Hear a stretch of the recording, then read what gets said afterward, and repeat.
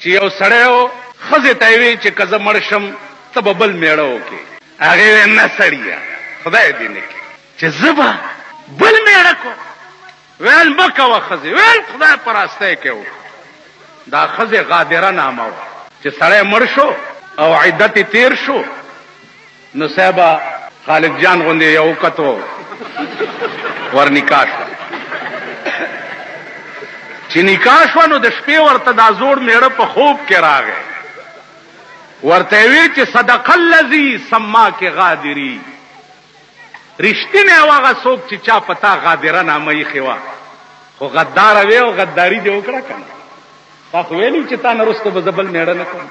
نو مال منافقت هغه سیاست دی چې یو ځل چاله لاس ورکې نو د مرګ نه وروسته به د هغه د قبر خاورو ته هم وخت